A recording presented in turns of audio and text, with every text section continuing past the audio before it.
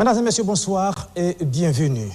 Deux pays voisins et pourtant peut-être bientôt si éloignés. C'est le symbole d'un week-end de sommet de chefs d'État de deux institutions sous-régionales aux visions de plus en plus désormais diamétralement opposées. D'abord au Niger, à Niamey, ce 6 juillet, le général Abdraman Tiani, le colonel Assimi Goïta et le capitaine Ibrahim Traoré adoptaient le traité instituant la Confédération des États du Sahel entre le Niger, le Mali et le Burkina Faso.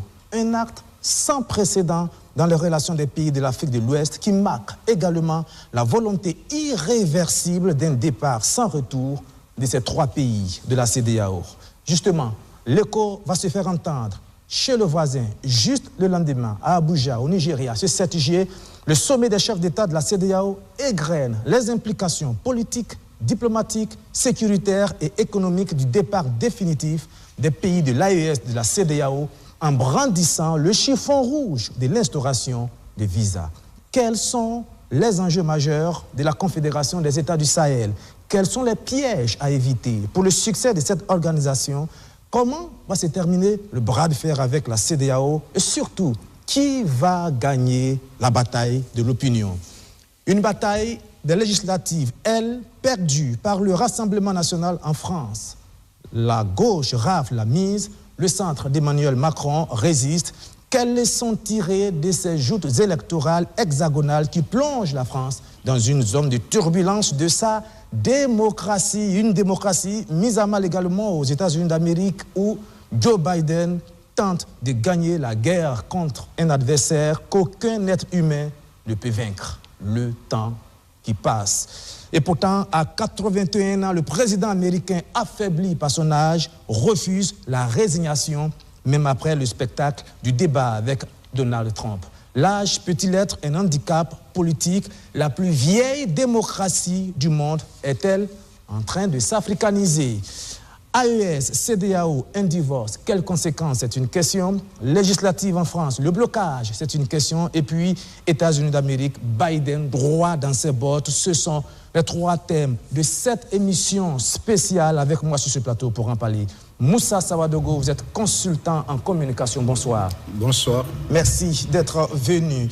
Yamba Cabré, vous êtes journaliste. Bonsoir. Bonsoir. Merci d'être venu. Dacier de Bendouté, sociologue, anthropologue depuis les États-Unis d'Amérique. Bonsoir, Dacier. Oui, bonsoir, monsieur Dapa. Bonsoir à tous mes co-panélistes et bonsoir à tout le Burkina Faso. Et puis, Issa Koné, enseignant, analyste depuis Bobo Dioulasso. Bonsoir, Issa Koné. Bonsoir, monsieur Dapa, et bonsoir à tous mes co-panélistes. Et c'est un privilège pour moi d'intervenir sur votre prestigieux plateau. Merci. Je connais Issa. Je vous le disais à l'entame de cette émission, c'était ce sujet à Niamey, le tout premier sommet des chefs d'État de l'AES qui a réuni à Niamey Ibrahim Traoré, Assimi Goïta et Abdraman Tiani. Ils ont porté sur les fonds baptismaux la Confédération des États du Sahel. Regardez, 25 points au total ont été discutés avec des points assez majeurs. C'est l'un des actes majeurs du tout premier sommet des chefs d'État de l'AES ce 6 juillet à Niamey. L'adoption d'un décret instituant la Confédération des États du Sahel entre le Burkina Faso, le Mali et le Niger. Dans la foulée, Assimi Goïta a été désigné président en exercice de l'AES pour un mandat d'une année. 25 points au total ont été discutés au cours de ce sommet.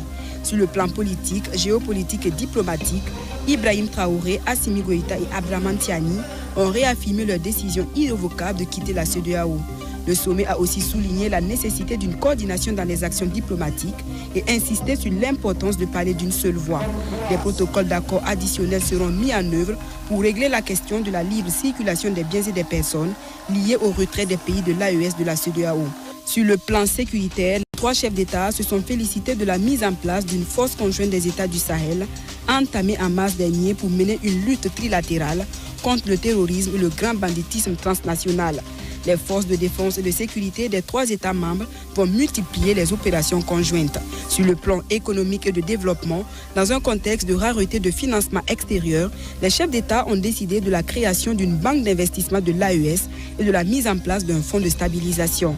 Le Burkina Faso, le Mali et le Niger entendent mutualiser leurs efforts en vue de la mise en place de projets importants dans les secteurs de la santé, de l'agriculture, de l'eau, de l'environnement, de l'énergie et des mines, entre autres. Sur les questions de communication, le sommet a statué sur la manière de donner l'information dans l'espace AES. Elle doit respecter 2 critères fondamentaux, l'utilisation accrue des langues nationales, l'usage d'un narratif propre aux intérêts de l'AES, notamment sur des supports numériques.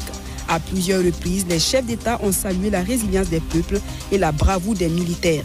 La prochaine réunion est prévue pour 2025. Moussa Savadogo, on vient de le voir, cette fois-ci, ça y est, la Confédération devient une réalité. Oui, la Confédération devient une réalité et je pense que pour tous ceux qui doutaient encore, je pense que là, la preuve est donnée pour 2 choses. Le retrait définitif, irrévocable de la CEDEAO. Je pense que le président Ibrahim Traoré l'avait dit, le président Goïta l'a répété, il n'y a pas de marche arrière possible dans ce domaine-là. Donc, il y a une marche en avant et maintenant, c'est un élément concret avec cette confédération qui va venir peut-être remplacer un peu la CEDEAO. Tout ce que la CEDEAO n'a pas pu faire se fera certainement dans cette confédération-là. En tout cas, le sommet de Niamey montre vraiment la détermination de ces 3 présidents-là à sortir de la CEDEAO et à remplacer la CEDEAO par une nouvelle structure. Et est-ce que l'adoption de ce traité, est-ce qu'on peut dire qu'il est vraiment historique? Oui, il est historique parce que ça se fait dans un contexte de rupture, dans un contexte où la structure mère qui était censée réunir tous ces États-là est accusée par ces 3 pays-là de ne pas faire le travail, au contraire de saper le développement des pays africains. Donc, décision a été prise par ces 3 pays-là, non seulement de partir de cette structure, mais de créer quelque chose. Parce que quand on regarde tous les discours qui ont été prononcés, il y a un élément qui a retenu beaucoup mon attention, c'est l'AES des peuples. Je pense que le président Goïta a beaucoup insisté sur ça. Parce que je pense que ce que nos présidents le disent, c'est qu'ils sortent de la CEDEAO pour l'intérêt supérieur de leur peuple. Donc, il faudrait proposer quelque chose qui puisse remplacer. Parce que, voilà, quand on change quelque chose, il faut quelque chose d'autre. Donc, c'est une confédération pour les peuples. Ça, c'est ce qu'ils disent. On verra après comment les organes vont se mettre concrètement en place. Mais c'est historique, surtout que c'est fait par des présidents qui, sur le plan international, sont accusés par certains d'être tout sauf des démocrates, d'être des gens qui sont venus, qui ont usurpé le pouvoir par la force, etc. Et là, ces 3 présidents-là nous proposent un outil dans l'intérêt du peuple. Donc, comme j'ai dit, sur le papier, c'est bon. Attendons maintenant de voir les organes qui seront mis sur pied pour gérer tout ça. Yamba Cabré, justement, il parlait d'organes. Depuis 3 jours, le thème confédération revient dans beaucoup de cercles, de discussions. C'est quoi la confédération? Est-ce que c'est la cession totale des souverainetés de ces pays-là à une structure centrale ou c'est complètement autre chose? C'est complètement autre chose. D'abord, c'est une confédération de l'Alliance des États du Sahel, c'est-à-dire que les 3 pays concernés conservent les souverainetés nationales et trouvent un mécanisme de coopération dans lequel ils vont trouver des institutions légères, comme ils l'ont indiqué dans le communiqué, dans un premier temps pour peut-être asseoir une collégialité dans la gestion des priorités. Je voudrais d'abord dire que... Vous dites quelque chose d'important, vous allez poursuivre, c'est que dans la Confédération, chaque État conserve sa souveraineté nationale. Chaque entité étatique conserve sa souveraineté nationale. Et certaines institutions, comme peut-être l'Assemblée nationale, peuvent se retrouver pour avoir des sessions concomitantes, collégiales, ou peut-être encore des séances de conseil des ministres pour des questions spécifiques. Et au niveau aussi des instruments à promouvoir, ils peuvent retrouver des spécificités à chaque occasion, notamment concernant le plan sécuritaire, ainsi de suite. Mais ce que je voudrais dire d'abord pour évoluer, c'est-à-dire que cette confédération est une réponse. C'est une réponse dans la mesure où elle naît d'une crise qui est soutenue depuis un certain temps par la CEDEAO. La CEDEAO a été décriée depuis un certain temps pour un manque de pragmatisme, un manque de réforme qui puisse remettre en selle les priorités de départ qui, à la base, étaient essentiellement axées sur le bien-être des populations des pays fédérateurs, des pays membres de l'Afrique de l'Ouest. Donc cette réponse de l'AES qui est venue au moment où ces trois entités, ces trois pays en situation de transition ont saisi le bon, ont saisi la balle du rebond en fonction des attentes des populations pour répondre efficacement aux attentes des populations, mais aussi pour se solidifier, parce qu'il fallait trouver un outil intégrateur pour permettre aux trois entités qui sont sorties du concept démocratique de pouvoir se retrouver, se comprendre avec un langage nouveau. Et dans ce langage, vous l'avez dit il y a un instant, on ne cède pas sa souveraineté, chaque pays conserve sa souveraineté, mais il y a des instruments dans lesquels on peut céder une partie de ce pouvoir pour entamer ensemble certaines actions communes et être plus efficaces dans la mutualisation des efforts, notamment dans la lutte contre le terrorisme, aussi dans les actions de développement. Dacier de Bendouté, est-ce qu'une confédération entre ces trois pays, le Burkina Faso, le Niger et le Mali, je le rappelle, qui n'ont pas de surface maritime, est-ce que cette confédération-là, elle donne vraiment des atouts dans le contexte sous-régional, mais aussi dans le contexte géopolitique international du moment? Oui, merci. Je pense d'abord, permettez-moi de saluer le Niger, qui a réussi, en tout cas, cette conférence des chefs d'État de l'AES, et saluer aussi le peuple nigérien, qui, en tout cas, a accueilli de façon solennelle ces présidents-là, et qui a montré vraiment sa détermination. C'est quelque chose de très important dans notre contexte. Donc, on peut dire déjà que, en tout cas, c'est bien parti. Aussi, il faut saluer le fait que des décisions importantes ont été prises, même s'il y a certaines choses qui ne sont pas ça, selon moi. Maintenant, au niveau même de la confédération qui est née, il faut dire que c'est historique. Ce n'est pas la première fois que l'Afrique cherche en tout cas à s'organiser politiquement. Maintenant, parce qu'il faut rappeler la Fédération du Mali, il faut rappeler toutes les organisations qui se sont en tout cas passées en Afrique de l'Ouest, le RDA, et surtout aussi, il ne faut pas oublier que la zone de l'Afrique de l'Ouest, c'est le pays de Kizerbo et de Cheikh Anta Diop, ces chercheurs-là, ces savants-là qui ont travaillé à la réhabilitation de la conscience historique africaine. Donc, c'est une zone très importante, avec aussi une très grande histoire en Afrique. Donc, ce qui se passe est historique. Maintenant, quant aux conséquences, moi, je pense que, en ce qui concerne les conséquences, ce sont des pays enclavés. Ça, c'est la peur que le colon crée en nous pour qu'on ne se fasse pas confiance. Mais le problème qui se pose est que, qu'est-ce qui se passe? Et comme généralement les chefs d'État africains ne connaissent pas ni l'histoire de l'Afrique ni la culture africaine, c'est ça qui fait que souvent aussi quand vous voyez certaines décisions, c'est incongru. Souvent même tu te demandes si c'est vraiment des chefs d'État de ces pays-là. Moi, je ne trouve pas aujourd'hui en Afrique de l'Ouest le pays-là qui va travailler sans les trois pays. Parce que ce sont des pays qui sont très, très, très, très centraux. Vous prenez un pays comme le Burkina Faso, avec combien de pays limitrophes? Tu fais comment? D'abord même la vivacité du pays, politique du pays, vous faites comment? Vous prenez un pays comme le Mali, qui fait frontière avec combien de pays? Vous faites comment pour isoler ces pays? Et le fait qu'on n'a pas de mer n'est pas synonyme de pauvreté ou bien d'incapacité de développer l'économie. Et quand on voit ce qui se passe, ça rejoint ma thèse, que les chefs de l'État de l'AES eux-mêmes ont refusé de développer. J'ai dit que nous sommes dans un contexte de recolonisation de l'Afrique. Parce que quand, par exemple, la CEDEAO brandit la question de passeport, vraiment, Moi, quand j'ai suivi ça, personne ne respecte. Dacier, pardon. Oui. On va revenir sur la réaction de la CEDEAO. Ça fait partie d'un chapitre entier de l'émission. Je voudrais qu'on revienne parce que moi, je suis un Burkinabé lambda. J'entends confédération entre le Mali, le Burkina et le Niger. La première question que je me pose, qu'est-ce que ça va m'apporter, moi? Quels sont les avantages, quels sont les atouts politiques, diplomatiques, culturels et même économiques d'une telle confédération? C'est peut-être la question fondamentale qu'on se pose d'abord.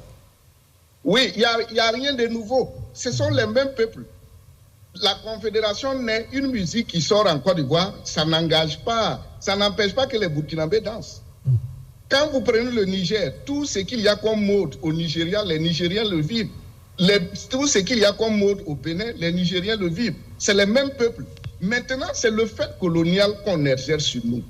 On veut faire croire que ces frontières-là peuvent nous empêcher de faire quelque chose. Non, il n'y a pas de conséquences. Et même quand vous regardez cette nouvelle, comment on appelle, confédération, c'est une suite logique. La CEDEAO même devait aboutir à quoi?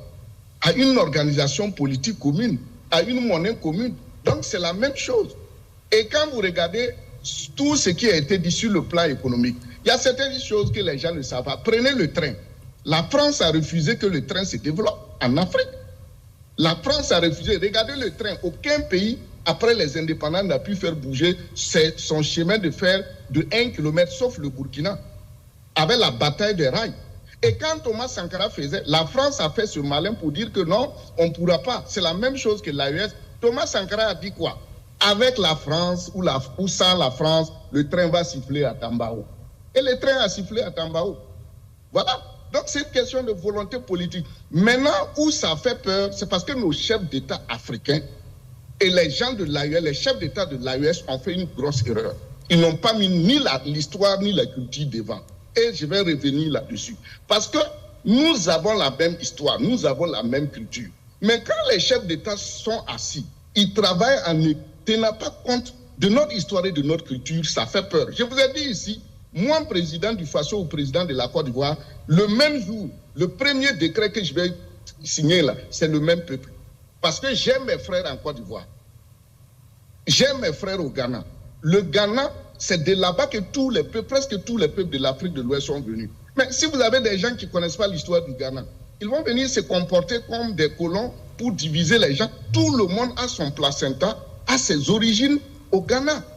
Voilà l'histoire de l'Afrique. Pourquoi les Européens se reconnaissent dans la Grèce et dans la Rome antique et nous, on refuse de reconnaître nos origines. Donc, voilà le problème. Sinon, il n'y a rien, il n'y a pas de peur. C'est des menaces seulement pour mettre des pressions. Mais les mêmes peuples restent les mêmes peuples. Une musique ou bien quelque chose, un film qui va sortir au Sénégal, en Côte d'Ivoire, ça n'empêchera pas les Burkinabés de jubiler. Les gens ne vont pas cesser de se marier entre eux. Les gens ne vont pas cesser de voyager. Et bon, quand vous dites qu'on va revenir sur le passeport, je m'arrête là.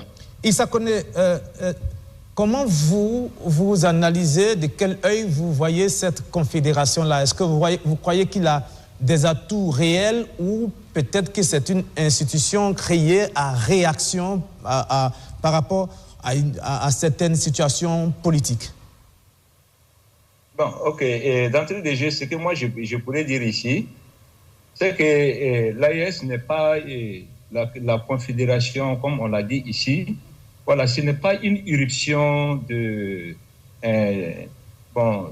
cette organisation comme ça sur la scène. Ce n'est pas une irruption spontanée. Voilà, ça découle d'un certain nombre de faits. Et parmi lesquels, moi, je peux citer rapidement, vous voyez, avant même le terrorisme, voilà, il y avait un certain débat qui se menait depuis fort longtemps. Et ce débat reposait sur l'utilisation des francs CFA.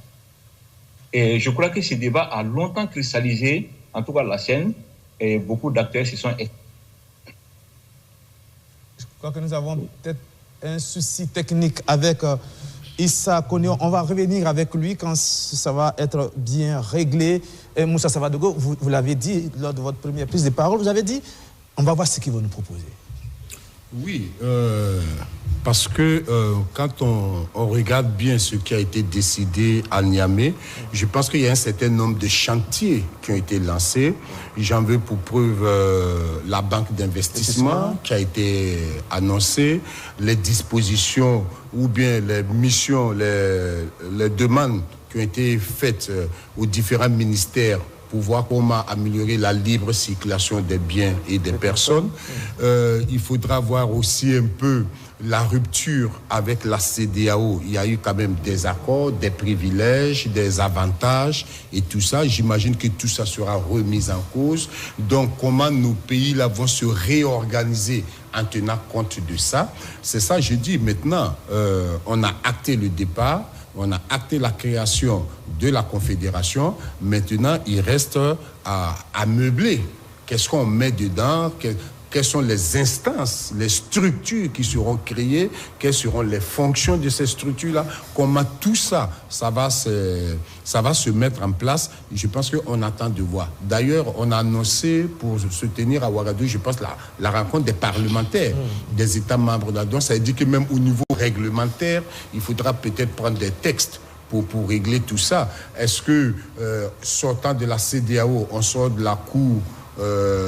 comment on appelle ça, la Cour de justice de la CEDEAO, qu'est-ce qui va se passer? Est-ce qu'il y aura une justice supranationale? Bon, donc, il y a encore beaucoup de questions qui demandent à trouver des réponses. C'est pour ça que je dis, bon, on a acté le départ, des propositions ont été faites, maintenant attendons de voir... Ce que vous dites dans les faits, qu'est-ce qui va être proposé? Qu'est-ce qui va être proposé? Il y a des annonces, maintenant on attend de voir réellement comment ça va se Est-ce qu'en termes d'atouts, l'un des premiers atouts, c'est pas sur le plan, pardonne-moi, le plan sécuritaire, parce que c'est ça le nez de la guerre. C'est le plan sécuritaire. Oui. Est-ce que l'un des atouts majeurs de cette confédération, ce ne sera pas sur le plan sécuritaire, notamment la mise en commun des moyens de lutte contre le terrorisme?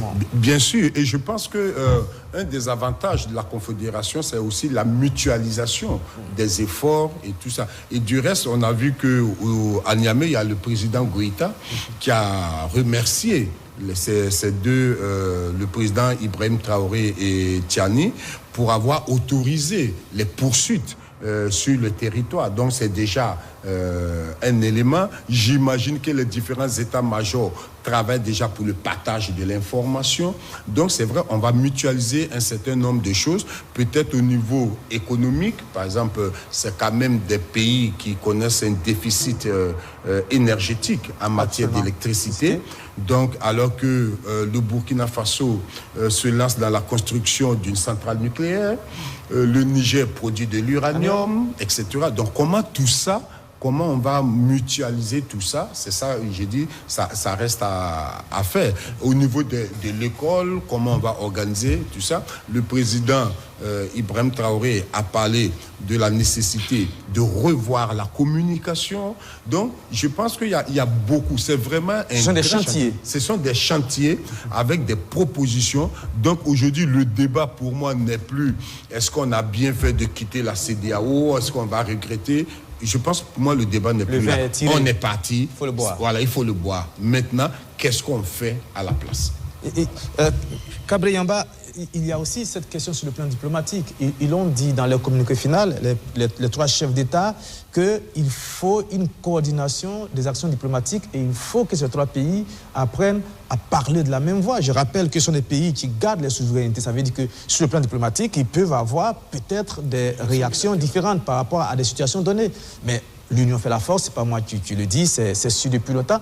Mais est-ce que ces trois pays-là, ensemble, peuvent parler de la même voix, avoir les mêmes actions diplomatiques quand on sait que parfois les intérêts peuvent être différents en fonction des circonstances? Voilà, ça me permet franchement de rentrer le pied dans le plat pour dire que le fait qu'on ait conservé la souveraineté des pays pose une situation nationale à régler au préalable avant une efficacité de cette institution au niveau bloc. D'abord, c'est quoi? C'est-à-dire qu'il faut au niveau institutionnel et constitutionnel que ces pays puissent réformer leur constitution, refaire un contrat social qui soit uniforme, avec des entités, des éléments qui peuvent aider à collaborer sur un ensemble de faits. C'est-à-dire que ce soit sur le plan politique, le plan économique, le plan sécuritaire, des situations doivent être aménagées au niveau État, individuellement d'abord, pour permettre à ce que cette collaboration au niveau Institut, Organisation internationale, sous-régionale, AIS, puisse être efficace. Donc ce qui va se faire d'abord, c'est de permettre à ce que ces pays-là puissent consolider au niveau interne leur crédibilité, leur leadership et proposer un contrat social qui prend en compte les différentes réformes du nouveau paradigme qu'ils veulent se donner. Et ensuite, au niveau maintenant institutionnel en tant qu'AIS, le langage peut être uniforme dans la mesure où, au niveau national, chacun a aménagé le contenu souverain de son État pour l'harmoniser avec une entité globale, AIS, qui pourrait aussi être un moyen de lobbying au niveau international pour proposer. Parce que l'objectif n'est pas de créer une organisation pour faire comme les autres. C'est une réponse, comme je l'ai dit, mais cette réponse est suite à des situations données qui concernent le développement économique des pays, qui concernent le bien-être des populations. Et le développement n'est pas une question de chance, mais une question de science. Il faut que ça soit planifié, étudié sur du long terme pour permettre que cette institution ne connaisse pas les failles de la CEDEAO qu'on a décrié pendant presque une cinquantaine d'années. Dassiré Bendouté, cette confédération, dans les faits, elle avait déjà commencé. On a vu des collaborations au niveau de ces têtes institutions, les états-majors au niveau de l'armée qui avaient commencé déjà à travailler ensemble afin de mutualiser leurs efforts. On a vu plusieurs réunions des ministres des Affaires étrangères. Mais avec l'acte de la Confédération, c'est certainement la base légale qui vient appuyer cette collaboration déjà entamée.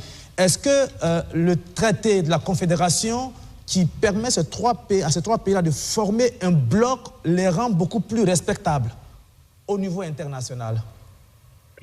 Oui, merci. Je pense que c'est ce que je les avais toujours dit.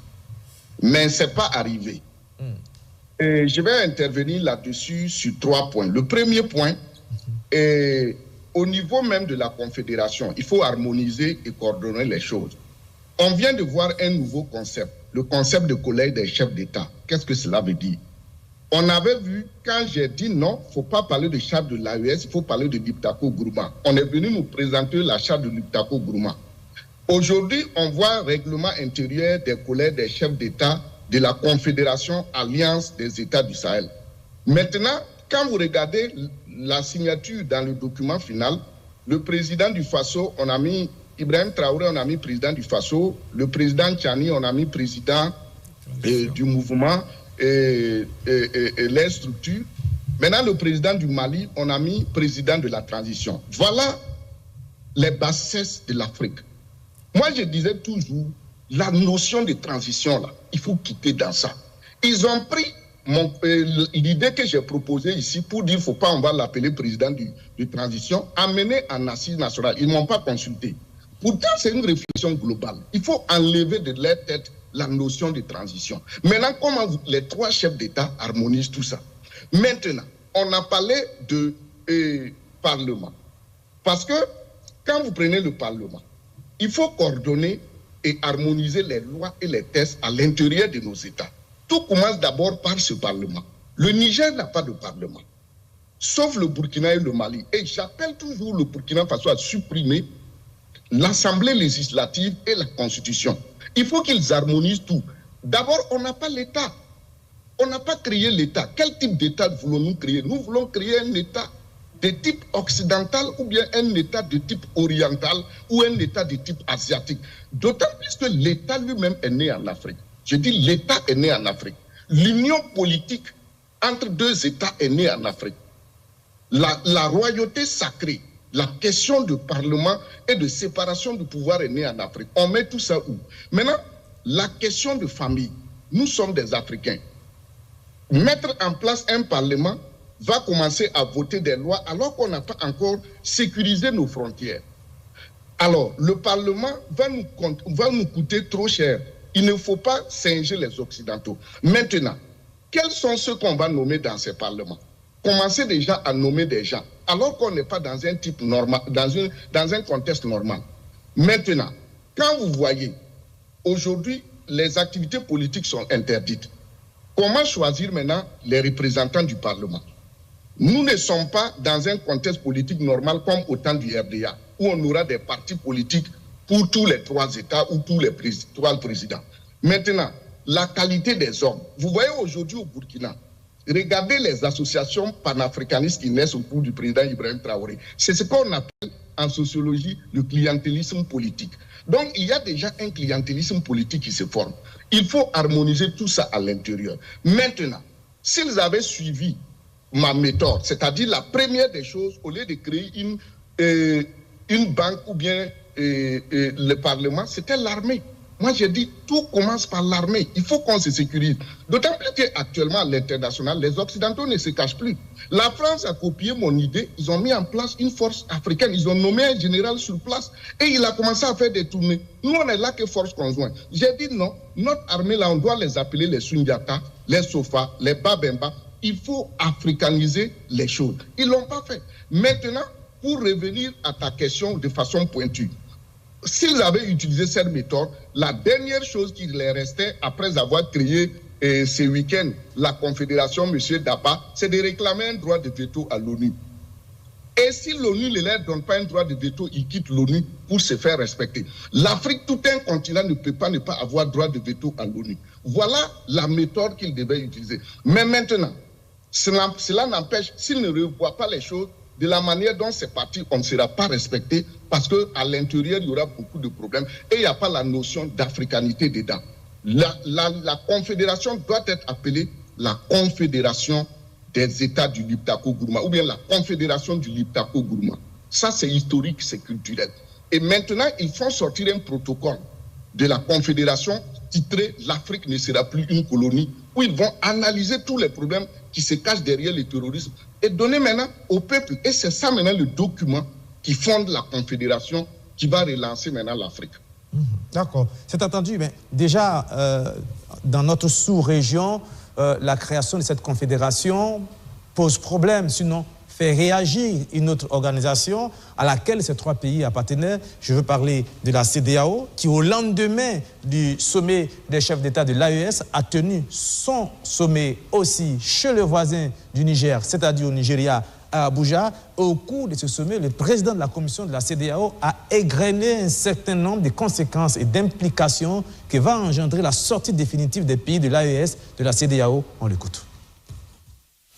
Il est évident que la désintégration perturbera non seulement la liberté de mouvement et d'établissement des personnes, mais elle aggravera également l'insécurité dans la région. Plus spécifiquement, le retrait des 3 pays portera un coup dur à la coopération en matière de sécurité, notamment en termes de partage de renseignements et de participation à la lutte contre le terrorisme dans la sous-région et d'autres initiatives conjointes de sécurité telles que la mise en œuvre de la force régionale, en attente de la CEDEAO que le ministre de la Défense de nos États membres vient de convenir d'activer. Le retrait des 3 pays pourrait également conduire à un isolement diplomatique et politique sur la scène internationale, dans la mesure où les pays ne pourront plus bénéficier d'un soutien des blocs en cas de candidature de leurs citoyens ou citoyennes à des postes internationaux au sein de l'Union africaine, des Nations Unies et des organismes similaires. Ce retrait affectera également les conditions de voyage et d'immigration des citoyens de ces 3 pays, car ils auront désormais à mener des démarches en vue de l'obtention d'un visa avant de voyager dans la sous-région.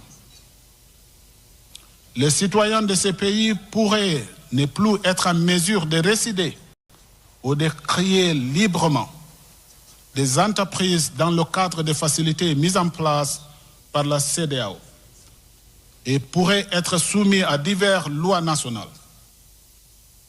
Ainsi, ces 3 pays vont devoir cesser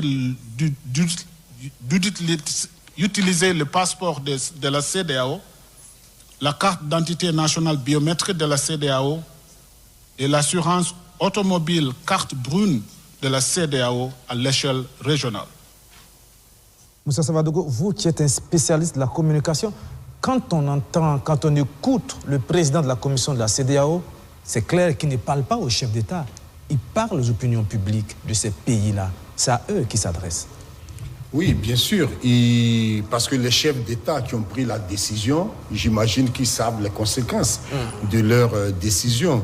Mais là, le président de la commission s'adresse effectivement aux populations. C'est une manière de dire aux populations, voici les conséquences possibles. Maintenant, en termes de communication, personnellement, je trouve que c'est une erreur. C'est une erreur parce que c'est une manière de... C'est comme s'il veut faire peur aux populations. Une tentative d'intimidation. Bon, je ne sais pas si... Mais en tout cas, il veut s'aimer la peur pour dire vous allez perdre vos privilèges. Alors que la question du visa, c'est vrai, c'est une question sérieuse. Mais on prend le problème de la Côte d'Ivoire. Combien sont-ils des ressortissants non membres de la CEDEAO qui vivent en Côte d'Ivoire? Oui, il suffit de respecter les lois. Peut-être qu'il y aura des désagréments par rapport à nos parents qui sont là-bas. Ils vont payer les cartes de séjour et consorts, mais ce n'est pas la première fois qu'on paye des cartes de séjour. Quand on regarde l'histoire de nos parents là-bas. L'autre élément, les voyages, ils n'auront plus besoin de visa. Ils auront besoin de visa. Mais je suis désolé, combien sommes-nous qui voyageons dans des pays non membres de la CEDEAO, qui payons les visas et consorts? Donc je trouve que c'était peut-être une communication pour faire peur, alors que le moment était tellement grave que peut-être qu'on aurait pu peut-être trouver une manière de communiquer et de s'adresser directement aux chefs d'État. Parce que ce qui se passe là, c'est que ce discours vient dire, enfin, contrairement à ce que le président Faye a dit quand il est passé ici, le président sénégalais. Il a compris des choses, et que les portes sont fermées, mais il y a encore des fenêtres qui sont ouvertes qu'on peut négocier. Et je pense que peut-être que le discours serait allé dans ce sens-là de l'apaisement. Je pense que ce serait beaucoup plus porteur. Parce que là, le sentiment, et d'ailleurs au Burkina Faso, la réaction sur les réseaux sociaux a été automatique, c'est qu'on veut nous intimider, on veut nous faire peur, on veut nous punir parce que nous ne voulons plus de la CEDEAO. Et je pense que ça risque de braquer les opinions publiques contre la CEDEAO. Les opinions, ça risque encore de renforcer le soutien de ces opinions-là vis-à-vis des présidents qui ont décidé. Même ceux qui étaient un peu récalcitrants, ils vont dire, bon, voilà. On nous a tous mis dans le même bateau maintenant. Il y a une punition collective. Qu'est-ce qu'on fait? Et c'est ça, je trouve que la communication serait plutôt aller vers le sens de dire aux différents pays, on vous a compris, vous avez raison, mais il y a des faisceaux d'espoir qui existent. Est-ce qu'on ne peut pas continuer dans ce sens-là? Et je pense que c'est peut-être pour ça, parce qu'à la fin, même le communiqué final de la CEDEAO, finalement, c'est quoi? Ce que j'ai trouvé très intéressant, c'est la mise sur pied des médiateurs pour dire il faut qu'on aille les rencontrer. On va aller discuter avec eux. Donc, je pense qu'il y a comme là un discours où les chefs d'État ont dit on va prendre langue avec nos pères qui sont partis, et on a le président de la commission qui dit moi je m'adresse aux populations pour les faire peur. Peut-être espérant qu'ils peuvent changer quelque chose, mais je pense que personnellement cette sortie-là en matière de communication, on aurait pu faire mieux. En matière de communication, Dacier de Bendouté, on vient d'entendre Moussa Savadogo qui a minimisé un peu les conséquences égrenées par le président de la commission de la CEDEAO, mais pour être honnête, il faut dire qu'il va y avoir quand même des désagréments. Si, pour me rendre en Côte d'Ivoire, en partant du Burkina Faso, il faut que je paye un visa, la même chose pour le Togo, la même chose pour le Sénégal, pour le Bénin, ça va créer un problème en termes de libre circulation des biens et des personnes auxquelles nos populations sont habituées depuis plusieurs années maintenant. Oui, vous savez, nous sommes dans le cas de la roussette. qui est perché dans l'arbre et il dit il est fâché que Dieu l'a pas mis avec les autres. Il s'est fâché, il dit qu'il va pisser sur Dieu. Il a pissé, ça s'est retombé sur lui-même. C'est ça qu'on est avec la CEDEAO, c'est ce qu'on vit. Et la CEDEAO a oublié que le Bénin, le port de Cotonou a presque fermé parce que le Niger n'utilise plus ça. Le Nigeria connaît aujourd'hui combien de problèmes économiques. Et quand vous prenez la Côte d'Ivoire, ça fait combien d'années on paie, les gens vivant en Côte d'Ivoire, les étrangers paient des taxes. Et tout dernièrement, ils ont réactivé une loi. Et maintenant, qu'est-ce qui se passe? Quand on parle en termes de communication, c'est ce que je dis toujours, nous les nègres, c'est pas la peine, surtout nos leaders. Quand on a des leaders qui ne sont pas cultivés, c'est grave. Et ça fait honte à l'Afrique. Moi, quand je l'ai vu prononcer ça, je dis, mais lui là, et puis même c'est un docteur. Vous voyez, monsieur Dapa, il faut être frontal. Il n'y a pas de honte ou bien de dire qu'il faut aménager quelqu'un. Nous sommes dans un contexte où nous, les Noirs, partout dans le monde, nous sommes vus comme des immigrés. Et une personnalité comme ça vient dire en Afrique que les gens auront des problèmes de voyage et d'immigration pour créer une entreprise. Vraiment, c'est honteux pour nous les Africains. C'est très honteux. Et des gens là comme ça, là, vous les voyez comme ça, ils ont tous les enfants ici en Amérique, en Europe en train d'étudier. Et ils sont là, ils commettent des bêtises comme ça au nom de toute l'Afrique noire. Regardez l'élection en France, l'immigration, le racisme. Et ce sont nos leaders comme ça qui sont assis en Afrique, qui racontent des trucs comme ça, devant même ces mêmes leaders européens qui sont venus s'asseoir à la CEDEAO là-bas pour le sommet. C'est hontant. Et c'est pourquoi je dis toujours aux gens, il faut connaître l'Afrique. Lui là, regardez même une personnalité internationale, sous-régionale, qui aborde l'immigration, alors qu'en France actuellement, l'immigration a été invitée dans les débats pendant les élections. Et nous, les Africains, on s'humilie avec l'immigration dans notre propre Afrique. Vous voyez, qui va nous respecter? Qui va nous respecter? Maintenant, il parle de la création d'entreprises. Il y a combien de Burkinabés, d'Africains aux États-Unis qui ont des entreprises? Il y a combien de Burkinabés, d'Africains, des gens de l'AES et d'autres Africains qui ont des entreprises en Chine, qui vont en Turquie, à Dubaï? Il y en a combien qui ont des entreprises en Europe? Et si c'est entre nous, Africains, là, ils vont venir dire ça. Vous voyez, et je ne sais pas pourquoi ils lisent tout ça, mais on a comme l'impression que c'est des discours qu'on a écrits, les données. Entre nous là même d'abord, le Burkina Faso seulement, avec le port d'Abidjan, si le Burkina n'utilise pas, la Côte d'Ivoire fait quoi? La Côte d'Ivoire fait quoi? Donc moi je pense que d'entrée de jeu, il faut que l'AES évite de rentrer dans un ping-pong avec la CEDEAO. Et il faut éviter aussi de rentrer en concurrence. Il faut travailler. Si l'AES travaille, les autres peuples même marcheront pour dire que non, nous voulons que notre pays les rejoigne. Parce que pourquoi? Vous voyez ce qui vient de se passer. Le problème qui se pose en Afrique, c'est quoi? On n'est pas visionnaire. On n'est pas visionnaire. Et c'est ça qui fait que les gens ne nous respectent pas. Cette crise, ils viennent de nommer des médiateurs. Alors que la CEDEAO oublie ce qu'elle a fait au Niger. Même si le Mali et le Burkina Faso veulent repartir à la CEDEAO, je vous dis que le peuple nigérien va prendre haut le leader nigérien qui va les reconduire à la CEDEAO. Je vous le dis aujourd'hui, il n'y a pas ce président-là qui viendra au Niger et reconduire le peuple nigérien dans une institution comme la CEDEAO. Et pourquoi? Il faut être réaliste. Non. Pourquoi? Est-ce que vous avez vu? Pourquoi? Parce que vous savez ce que le Niger a subi.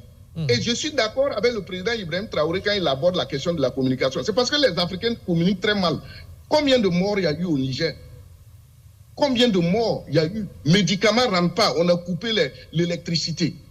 Vous prenez le Bénin. Si on avait une presse aussi libre, on devait faire des reportages sur le Bénin pour voir la santé économique du Bénin. À cause de quoi? La CEDEAO. Surtout que le Nigeria a trahi le Niger, qui devait construire un barrage pour avoir son électricité. Mais ils ont dit non, on va vous fournir. Donc, vous envoyez des médiateurs et vous sortez, vous menacez, vous humiliez même toute l'Afrique. Donc moi, je pense que là où nous sommes actuellement, moi, j'appelle tout un chacun de nous à se faire respecter.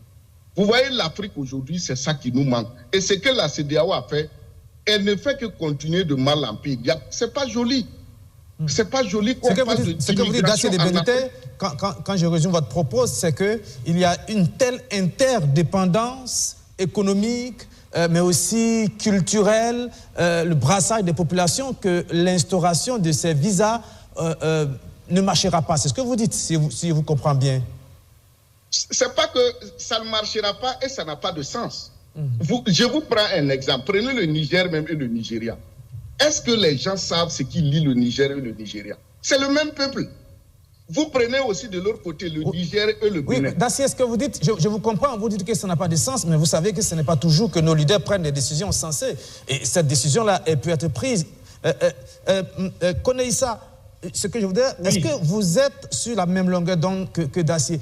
Est-ce que véritablement, cette instauration des visas qui viendra entraver la libre circulation des biens et des personnes, qui fait peur, il faut le dire, à beaucoup de populations des pays de l'AES, qui se posent des questions, qui s'interrogent, est-ce que cette libre circulation, si elle est entravée, elle va créer d'énormes problèmes aux populations de ces pays de l'AES? Bon, je me demande si réellement cette décision fera peur à la population de l'AES. Bon, c'est la grande question que je me pose. Ça ne fera aucunement peur à quelqu'un ici.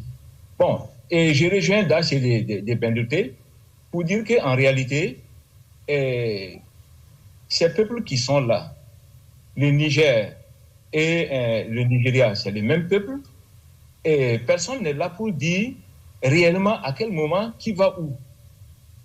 Et si on veut aller encore sur le plan institutionnel, mais il y a le principe de réciprocité. Est-ce que le Nigeria, ou bien le Bénin, ou bien le Togo, ou bien la Côte d'Ivoire, est-ce que ces pays-là peuvent dire clairement que, en réalité, aucun Ivoirien n'aura pas besoin de venir faire des affaires au Burkina Faso? Donc, à ce moment, il y a le principe de réciprocité aussi qui va se poser.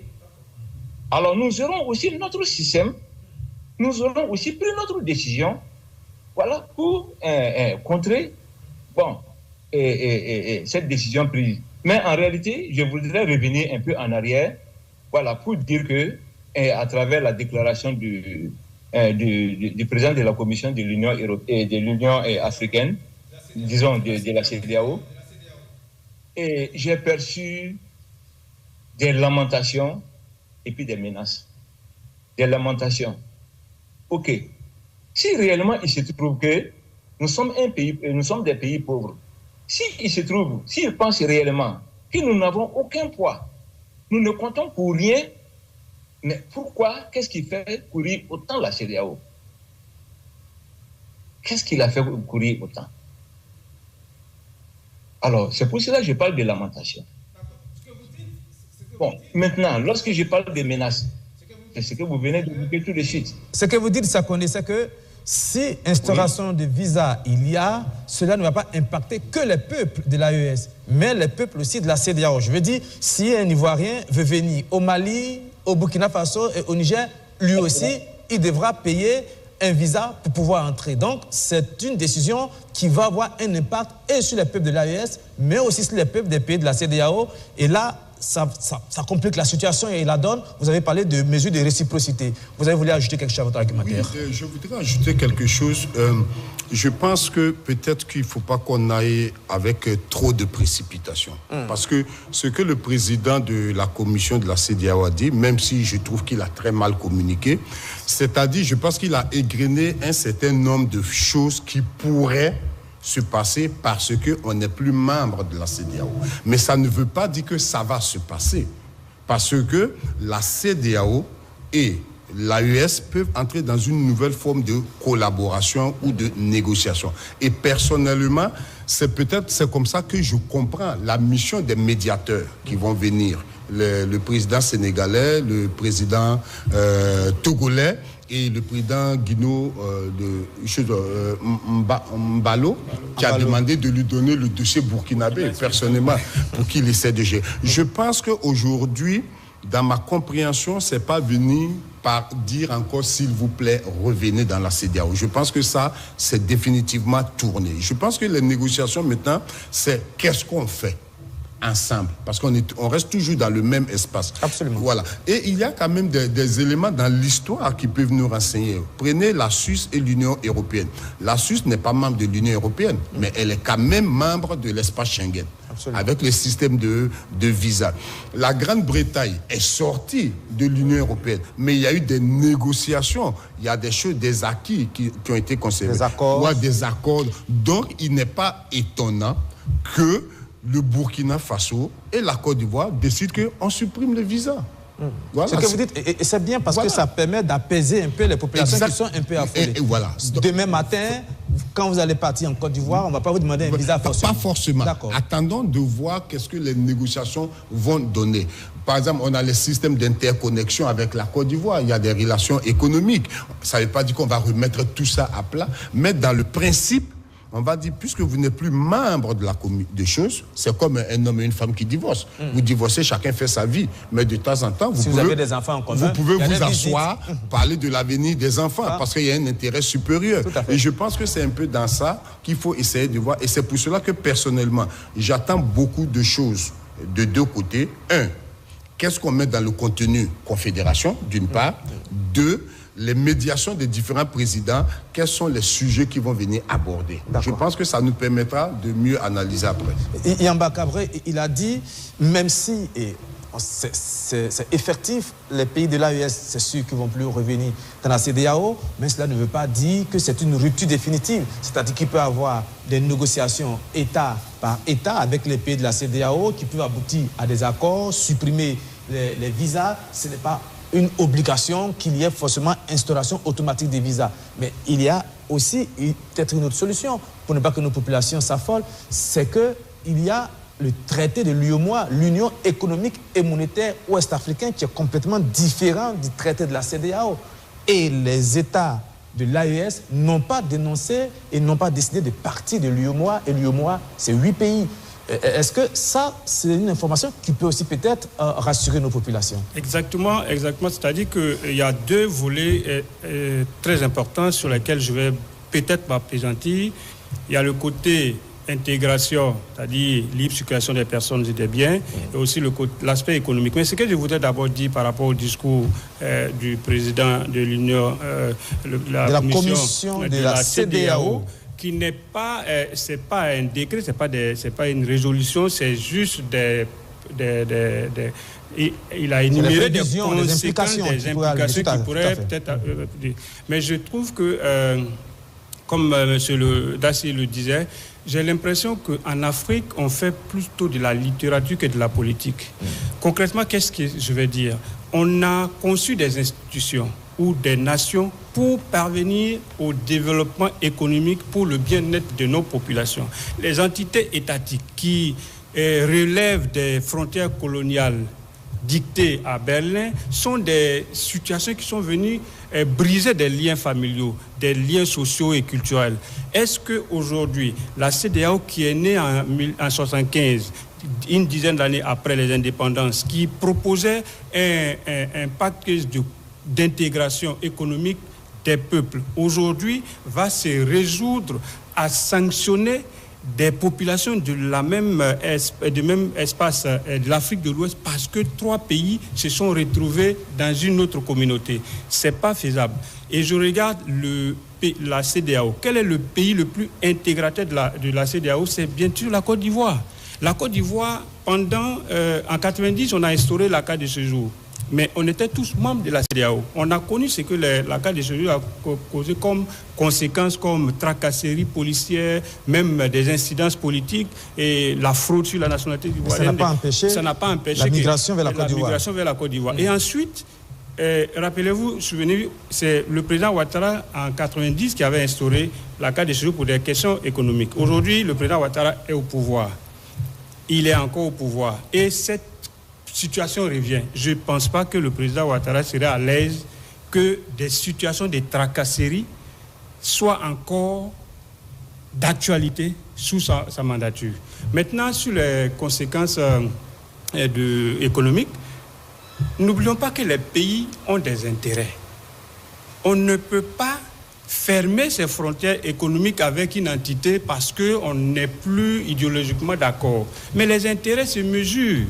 Est-ce que la CEDEAO, en tant qu'entité économique, n'a pas d'intérêt avec les pays africains? Est-ce que les pays africains n'ont pas des intérêts économiques avec les membres, les pays qui sont restés dans la CEDEAO? Ça va se jouer au niveau des intérêts et des accords peuvent être trouvés. Maintenant, au niveau des relations bilatérales, prenons le cas entre la Côte d'Ivoire et le Burkina.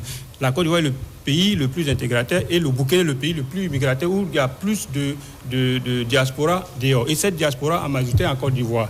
Mais entre les deux pays, il y a un traité d'amitié. Les accords de ces traités n'ont jamais été remis en cause. Et ces accords sont encore d'actualité. C'est des centaines d'accords qui ont été... le traité d'amitié et de coopération au moins une dizaine d'États qui ont pondu des accords qui sont encore d'actualité sur tous les plans, économique, sécurité, énergie, partage. Ces accords existent. Et n'oubliez pas aussi que en perspective des élections à venir en 2025 en Côte d'Ivoire, on ne sait pas quelle sera la configuration politique de ce pays. Et ce pays est très leader en termes d'intégration. Nous n'oublions pas, la Côte d'Ivoire est un facteur d'intégration très important. D'accord. La question à laquelle on n'a pas répondu, c'est est-ce que si il y a instauration de ces visas entre les pays de la CEDEAO et les pays de l'AES, est-ce que la libre circulation des biens et des personnes, elle, va continuer entre les pays de l'AES et les pays de l'UEMOA qui sont dans un autre traité? Bien évidemment, parce que c'est le même cas que monsieur a dit tout à l'heure concernant la Suisse et le visa Schengen, qui est un espace d'immigration interne. Pourtant, ils ne sont pas dans l'Union européenne. Donc la même chose peut se faire au niveau de l'UEMOA, parce que les pays de l'AES sont toujours membres de l'UEMOA. Il y a des institutions encore sous-régionales qui les intègrent. Mais mettons le cas plus haut. On a l'Union africaine. Qu'est-ce qu'on fait de l'Union africaine? C'est-à-dire les entités sous-régionales sont faites pour aboutir à l'Union africaine, à l'unité africaine. Est-ce qu'en sortant de l'espace CEDEAO, on est sorti on n'est plus africain? Est-ce qu'on est sorti de l'Afrique? Est-ce que cette solidarité africaine va s'arrêter parce qu'on n'est plus membre de la CEDEAO?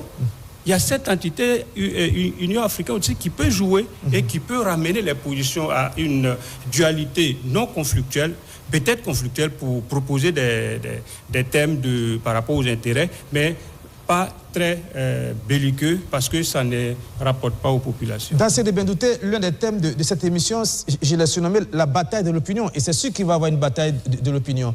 Est-ce que dans le bloc des pays de l'AES, les populations seront assez informées sur tous ces aspects d'immigration, de carte d'identité? Est-ce que ces populations vont adhérer, vont être un bloc solide derrière leur leader? Est-ce que dans les autres pays de la CEDEAO, vous l'avez dit, ce sont des peuples qui sont imbriqués? Est-ce que ces pays de la CEDEAO vont pouvoir aussi créer un élan avec leur opinion? Est-ce qu'il ne va pas y avoir une bataille d'opinion entre l'AES et la CEDEAO? Est-ce qu'à un moment donné, dans certains pays, les opinions ne vont pas dire « Écoutez, ça suffit, nous sommes les mêmes peuples, nous sommes ensemble » et où est-ce que ça va commencer? Comment est-ce que ça peut se dérouler, cette histoire-là? Merci. Avant de répondre à votre question, je voulais relever quelque chose que M. Yamba a dit. Il a parlé de l'Union africaine. Vous voyez, on est en train de faire aujourd'hui comme si la CEDEAO à laquelle nous appartenions, c'est quelque chose d'assez vraiment extraordinaire. Vous vous rappelez en Éthiopie, quand les rebelles du Tigré avançaient, qu'est-ce que toute l'Afrique a fait, étant donné qu'ils ont leur siège à Addis Abeba? L'Éthiopie s'est battue seule. Où est la dignité, la personnalité? Au niveau africain, revenez maintenant au niveau sous-régional. Vous voyez, c'est les mêmes comportements. Il y avait le terrorisme partout. Les gens n'ont pas voulu s'orienter vers la lutte contre le terrorisme. Ils jouaient avec les Occidentaux pour recoloniser l'Afrique. Maintenant, ce qui m'amène à répondre à votre question. Quand vous regardez actuellement, quelle est l'actualité qui intéresse l'Afrique tout entière, sa diaspora et le monde? C'est l'AES. C'est l'AES. Tout ce que vous voyez là, je dirais que c'est du formalisme, parce que c'est entre les cadres, c'est entre l'élite. Au niveau du bas peuple, ils s'en fichent. Au niveau du bas peuple, il n'y a pas de problème. Aujourd'hui, là, la Côte d'Ivoire, son économie dépend aussi des investissements extérieurs. Ils sont en train de parler, mais la Côte d'Ivoire ne peut participer au sommet. Le président ivoirien n'est pas parti. Pourquoi? Le Sénégal qui est venu, ils ont vu maintenant les réalités. Regardez aujourd'hui le comportement des autorités sénégalaises vis-à-vis du Burkina. Regardez la réaction du peuple sénégalais. Regardez comment les gens ont réagi. Donc, cette bataille de l'opinion, et l'AES va gagner si l'AES communique bien. Parce que l'AES communique très mal. Très mal. S'il n'y avait pas cette émission, il y a certains combats qu'on n'allait pas gagner. Il faut le dire haut et fort. Je vous prends l'exemple le jour où le président du Faso était accueilli en liesse. Moi, j'ai capté la RTB. C'est la danse, les gens dansaient, alors que le président du pays et ailleurs, tout un peuple est sorti l'accueillir. Est-ce que c'est des journalistes? Ce n'est pas des journalistes. Un journaliste... Non. Non, vous savez, pardon, je vous interromps d'abord. Vous allez terminer. Vous savez qu'à chaque fois que vous attaquez des confrères de notre média, je ne peux pas vous laisser faire. Pas forcément corporatisme, mais nous faisons ce métier, il est exigeant. Et il y a des nuances aussi, il y a des réalités, parfois techniques, qui font qu'on ne peut pas toujours faire ce qu'il faut faire. Et ce n'est pas toujours intéressant de jeter l'opprobre sur des journalistes. Ce n'est pas du corporatisme, mais j'essaye de vous expliquer et d'expliquer en même temps à nos téléspectateurs que ce sont aussi des journalistes à la RTB qui essayent chaque jour de bien faire leur travail. Personne n'est parfait, il peut avoir des difficultés. C'est ce que j'essaie de faire comprendre. Allez-y. Oui, mais ce n'est pas de l'opprobre. Vous avez posé une question fondamentale, la communication d'État. Et moi, je vous dis toujours, je n'ai pas de complexe. La RTB peut demander droit de réponse. Qu'est-ce qui se passe? Tout un chef d'État qui se déplace dans ce contexte. Il y a eu l'affaire de la RTB. Le président même est parti, ils ont débattu sur le fait qu'il y a une guerre de communication contre nous. Et ce n'est pas la RTB seulement, M. Dapa. Même le Mali, j'ai capté aussi Mali. C'était la même danse. Les gens dansaient alors que l'AES s'est préparé de l'autre côté. Ceci pour vous dire quoi? Il faut être frontal et fondamental. Moi, je ne suis pas contre quelqu'un. On ne peut pas avoir des médias d'État et à la RTB, tout Burkinabé paye taxe. Quand vous regardez les factures de la Sonabel, il y a taxe pour le développement de l'audiovisuel. Si la RTB n'a pas les moyens, il n'a qu'à réclamer à la Sonabel. Regardez sur les factures de Sonabel, il y a taxe sur le développement de l'audiovisuel. Et tous ces combats se mènent, les médias d'État ne sont pas au rendez-vous. Il faut avoir le courage de le dire. Moi, je ne suis pas contre les journalistes de la RTB ou les journalistes publics. Je les incite que prochainement, dans le journalisme, il y a ce qu'on appelle le direct. Il y a ce qu'on appelle l'improvisation pour être, comme on appelle, au parfum de l'information. Mais ça ne se fait pas. Pourquoi on va se taire? Non, encore une fois, il faut, et vous le dites, c'est bien que vous le dites, mais il faut que nos autorités consentent à investir beaucoup de milliards dans les médias s'ils veulent que cette communication soit efficace. Ce n'est pas le cas pour l'instant. C'est ça le problème aussi. Voilà. C'est-à-dire qu'on jette la paix à des gens qui n'ont pas techniquement les moyens de faire leur travail. Peut-être aussi cela. Moi, je n'ai pas dit que X ou X journaliste n'est pas bon, M. Dapa. J'ai dit RTB. Donc, je parle de l'institution RTB, Radio-Télévision du Burkina. Je n'ai pas dit que tel journaliste n'est pas bon. Maintenant, M. Dapa, vous vous rappelez ici, quand ils ont créé l'AES, sur ce plateau, nous avons été les premiers à dire qu'ils n'ont qu'à mettre un média pour l'AES afin de mieux communiquer. Est-ce qu'ils nous ont écoutés? Voilà, aujourd'hui, la question que vous avez posée là, elle est fondamentale. On a fermé combien de médias internationaux? Nous-mêmes, on communique comment? Vous savez que tout le monde attend maintenant, on va débloquer les 400 millions là, qui est communication de guerre. C'est ça, tout le monde attend. Il y aura l'argent. Mais en attendant, il y a des initiatives qu'il faut prendre. C'est ça seulement. Maintenant, pour cette question de communication, et j'ai parlé tout de suite de Parlement qui va nous coûter très cher. Vous voyez, dans l'espace AES, on n'a pas de maison d'édition. La production intellectuelle, c'est la communication. D'autant plus que dans l'AES, actuellement, ils sont en train de mener le combat. Les chercheurs sont un peu retranchés ou bien c'est eux qui ne contactent pas les chercheurs. Moi, j'ai toujours appelé, c'est M. Yamba ou bien c'est M. Dragou, voilà, qui parlait tout de suite de la science. Où est la science dans l'AES? C'est pourquoi je dis il faut une radio-télé de l'AES.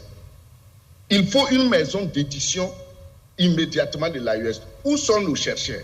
Depuis là, pourquoi ne pas faire un colloque sur l'histoire de l'AES, de l'espace AES et la culture pour que les chercheurs réfléchissent, même pour voir comment il faut procéder.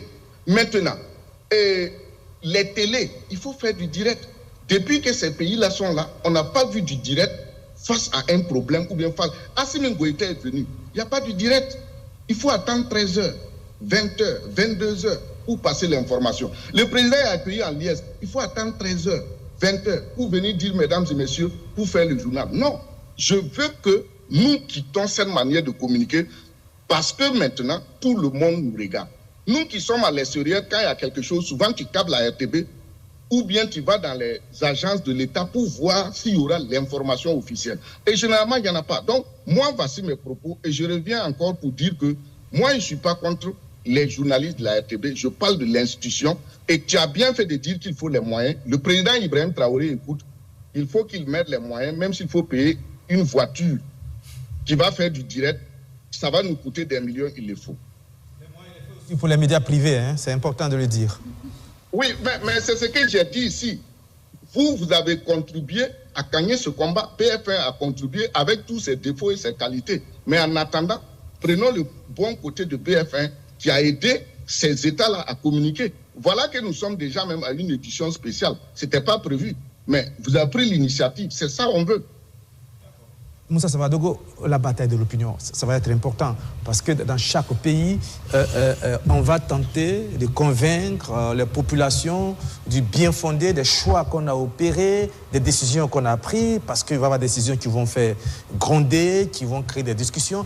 Comment cette bataille d'opinion-là, elle doit être menée, comment elle doit être gagnée, notamment au sein de l'espace AES, parce que peut-être que la pression des populations va faire changer certaines décisions. Ça peut être décisif, la bataille de l'opinion.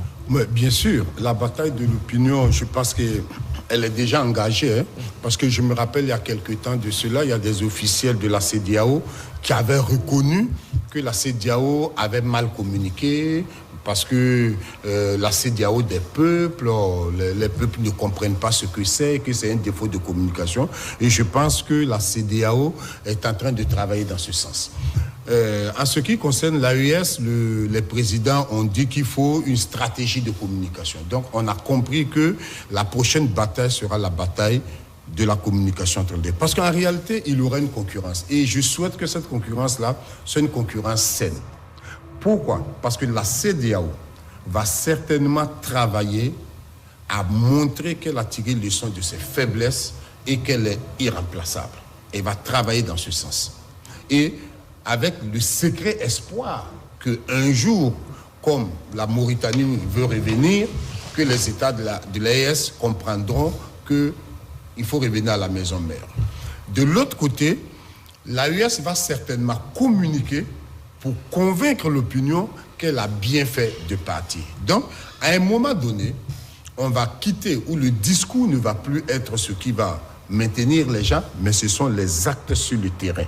Donc, je pense que c'est ça, je parle de concurrence et que je veux qu'elle soit saine. Parce que ce qui va finalement faire basculer l'opinion, ce ne sont pas les slogans, les phrases chocs, mais c'est à la fin le pauvre paysan burkinabé qui va vendre ses bœufs à l'approche de Tabaski, de Ramadan en Côte d'Ivoire. Est-ce qu'il aura des tracasseries? Le commerçant burkinabé qui va à Lomé se ravitailler, au port du Ghana se ravitailler, nos commerçants qui vont au Nigeria pour faire les emplettes, qu'est-ce qui va réellement changer pour eux? Je pense que c'est là, après le discours, il faudrait que les actes viennent renforcer ce que les discours disent. Et je pense que j'écoutais une émission en Côte d'Ivoire hier où certains analystes disaient qu'effectivement, ils attendent que peut-être que dans quelques années, certains membres de la CEDEAO vont dire, bon, écoutez, l'AES, là, finalement, c'est un bon truc, allons-y. Parce qu'ils ont prouvé que, voilà, c'est un bon truc, allons-y.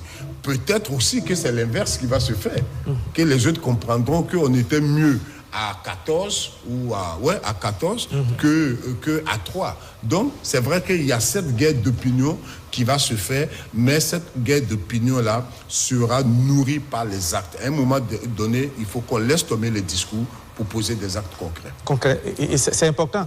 Dans ces Bendouté, dans le communiqué du sommet des chefs d'État de l'AES, sur le volet communication, ils ont insisté sur la nécessité d'accroître l'implication des langues nationales dans la communication. Ça va être important à ce niveau-là aussi. Oui, tout à fait, tout à fait. Et tout de suite, je disais, quand Assimi Goïta était venu, imaginez-vous que si les djoulaphones de la RTB avaient fait une interview en djoula avec Assimi Goïta. Vous voyez comment c'est beau. C'est ça on veut. Il faut des initiatives. Maintenant, en termes de communication, je suis d'accord. Regardez la France. Elle a combien de médias orientés vers l'Afrique? Vous avez TV5, vous avez RFI, vous avez France 24. Il y a tellement de médias, même si ce n'est pas pour l'État français, mais regardez ces médias-là, comment ça sert l'Afrique. Mais qu'est-ce qui se passe chez nous? Il faut d'abord changer le contenu des programmes. Il faut donner les moyens aux journalistes pour qu'ils se spécialisent ou qu'ils se cultivent. Il faut donner les moyens aux journalistes pour qu'ils voyagent. Il faut organiser les archives pour que, par exemple, les gens reviennent. Par exemple, avec l'accueil qui a été réservé au président Traoré, on a vu dans les réseaux sociaux, la RTB a fait sortir comment aussi on avait accueilli Thomas Sankara avec Sénou Kounché. Et on a vu ces musiciens qui a composé une chanson vraiment qui, quand on écoute, on croirait que c'est aujourd'hui.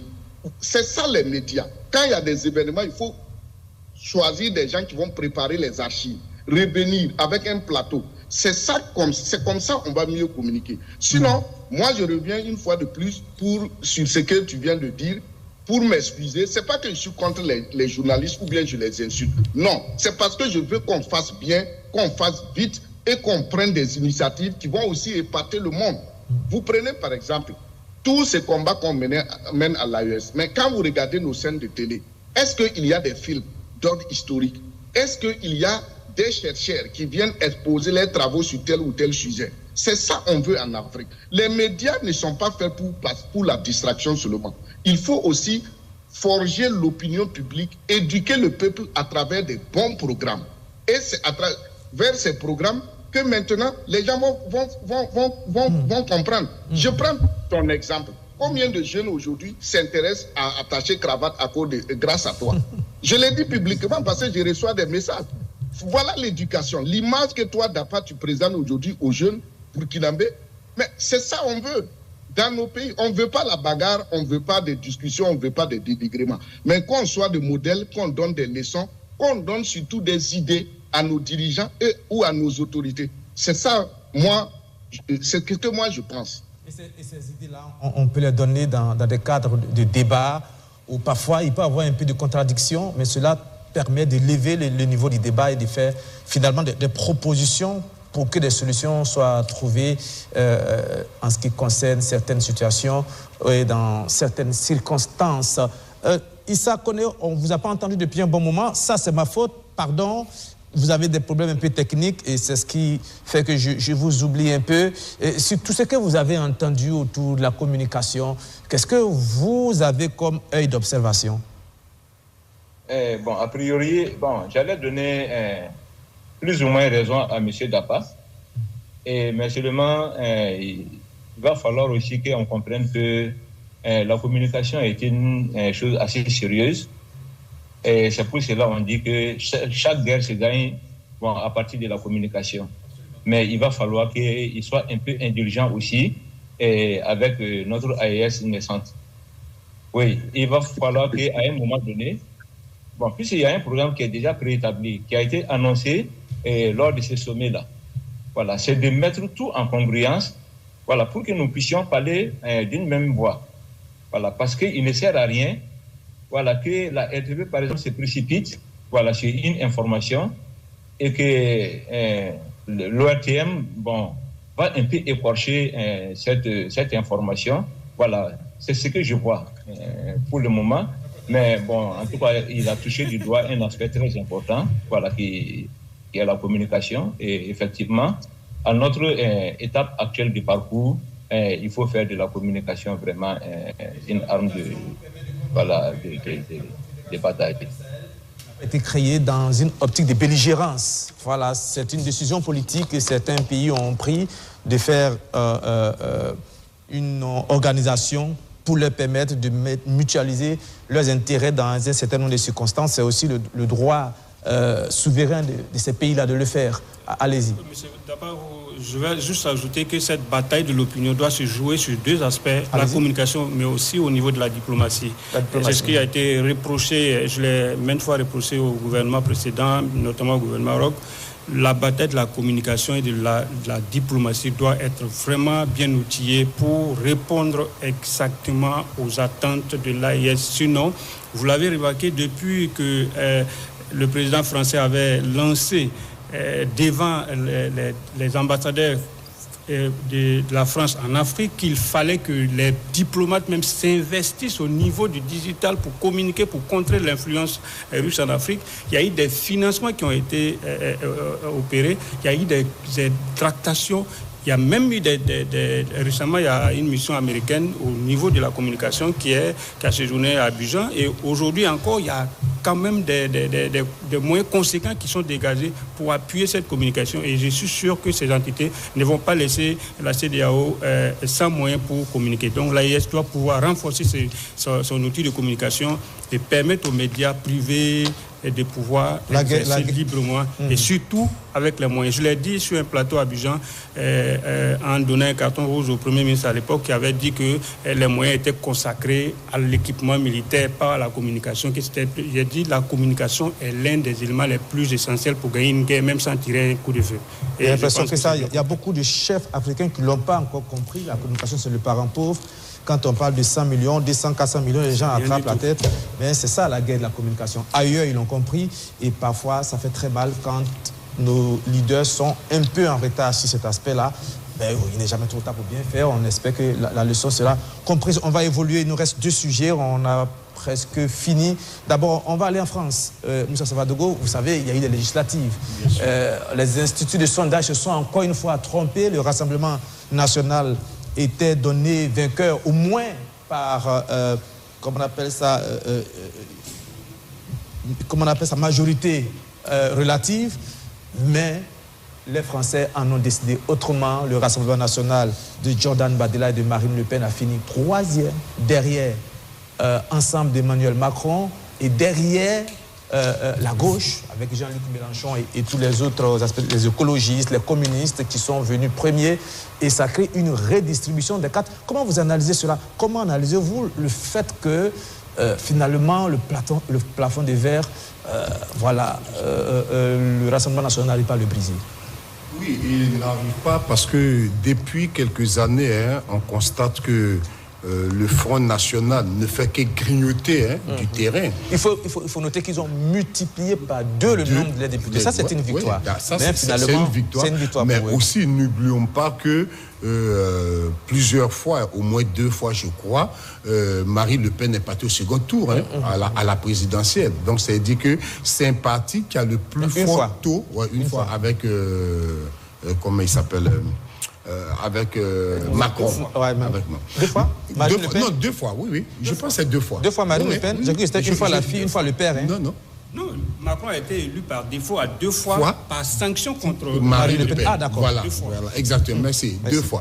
Donc, c'est-à-dire que c'est quand même le parti français qui a le plus fort taux de progression, qu'on le veuille ou pas. Parce qu'aujourd'hui, c'est vrai qu'ils n'ont pas la majorité absolue. Il y a des groupes qui se sont constitués pour faire blocage, ce qu'ils appellent le cordon sanitaire autour du Front National pour ne pas qu'il... Mais si on désagrège les chiffres, on verra que à l'intérieur des groupes, le Front National reste encore le parti majoritaire. Oui, en termes de voix, le nombre de voix sur le plan national, le Rassemblement national... C'est le parti. Maintenant, le jeu des alliances fait que ils sont en 3e position, donc ils n'auront pas le gouvernement. C'est un premier échec. Mais le 2e échec aussi, c'est que c'est quand même aussi un échec pour Macron. Parce que son parti arrive 3e, c'est quand même... Parce que deuxième. Parce que ce qui s'est passé, c'est-à-dire que les gens n'ont pas voté parce qu'ils ont adhéré aux idées de la gauche, aux idées macronistes, mais ont plutôt voté pour faire barrage au Rassemblement national. Au Rassemblement national. Donc, c'est-à-dire que ce n'est pas forcément un vote d'adhésion aux différentes politiques qui sont proposées. C'est un vote sanction plutôt. Ouais, c'est plutôt un vote sanction. La deuxième chose, c'est qu'aucun parti ne sort avec une majorité absolue.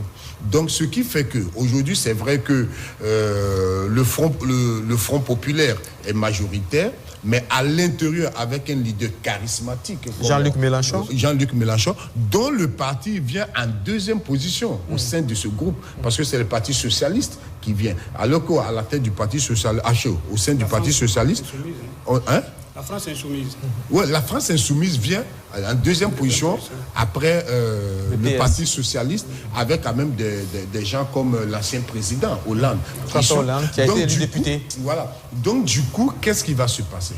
Le Premier ministre devrait normalement venir. Mais encore que, selon certains spécialistes de la Constitution française, le président n'est pas obligé. Parce qu'il n'y a pas de majorité absolue. Voilà. Il y a tout. Donc, c'est un blocage. On rentre dans une phase de négociation. Et ce que je vois aussi, même si la gauche prend le pouvoir, je vois très mal, mais peut-être que je serai agréablement surpris, une cohabitation entre la France insoumise et le Parti socialiste et les écologistes. Et je vois très mal quelqu'un comme Mélenchon, Premier ministre, quand on connaît l'aversion qu'il a pour Macron. Donc vraiment, et je ne suis pas sûr que Macron nommerait quelqu'un comme ça. Ça, je ne le crois pas, mais on est en politique, on verra. C'est le jeu de la je démocratie. pense que la France rentre dans une période d'instabilité.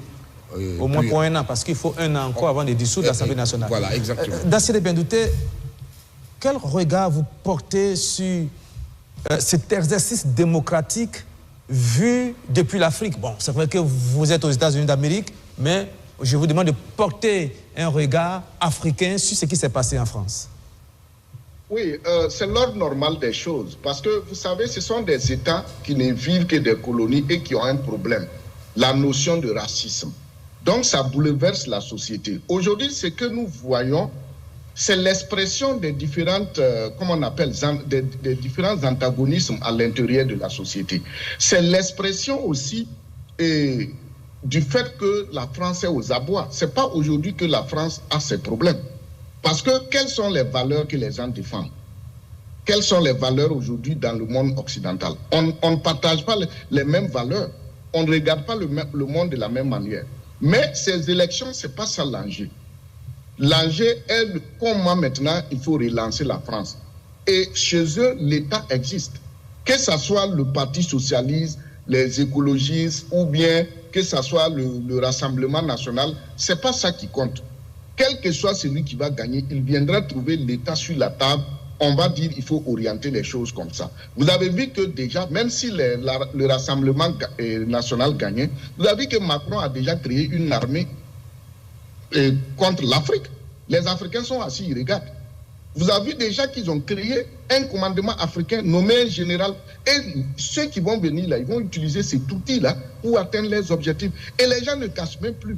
Ils parlent de recoloniser l'Afrique. Maintenant, c'est ça qui doit nous intéresser. Donc, ce que vous dites, c'est que peu importe celui qui va être nommé Premier ministre, ça ne changera pas du tout la politique française envers l'Afrique, notamment dans ses anciennes colonies. Oui, parce que la notion de démocratie, là, rappelez-vous que le premier rapport sociologique qui a été fait sur la démocratie, c'est Alexis de Tocqueville, de la démocratie en Amérique. Et Alexis de Tocqueville prévenait que le fait qu'il y a la ségrégation, ça apportera un coup dur à la démocratie américaine. Et comme si c'était une prémonition. Son ouvrage est paru dans les années 1840. Dans les années 1860, les États-Unis ont connu la guerre civile. Et ça s'est soldé par l'assassinat du président Lincoln. Et les Noirs n'ont pas eu droit de vote. Il fallait attendre encore la même date, 1960, dans les années 1965, pour que les Noirs aient droit de vote.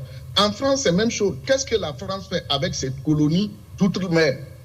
Les gens qui sont dans d'autres colonies d'outre-mer, c'est des Français, mais il faut des visas pour aller en France. Ça sert à quoi? Donc voilà aussi, quand on parle de démocratie, il faut analyser la société occidentale dans tout son processus historique pour comprendre pourquoi aujourd'hui ils ont autant de problèmes. Vous prenez l'Amérique, c'est les mêmes problèmes qu'on a ici. La France, l'Europe, partout. Parce qu'ils ne veulent pas. Actuellement, en Angleterre, c'est qui est Premier ministre? C'est un Indien. Il est d'origine indienne. Voilà comment les choses se passent. Et aux États-Unis, ici, il y a les Chinois qui montent. Il y a les couloirs qui montent dans ces bénédictés, en Angleterre, Rishi Sunak n'est plus Premier ministre, ça a changé. C'est un travailliste qui est Premier ministre maintenant. Il y a eu des élections dernièrement. Je voulais évoquer ce cas pour montrer à tel point aussi à l'intérieur de leur société ça change. Mais quand vous prenez le football, regardez l'équipe nationale de France. Voilà, vous prenez même les intellectuels. Pourquoi la France n'a pas intégré les intellectuels? Un monsieur comme Zidane, qui a tant donné à la France, son papa a fait combien de temps même, on se rappelle des problèmes que sa famille a eu.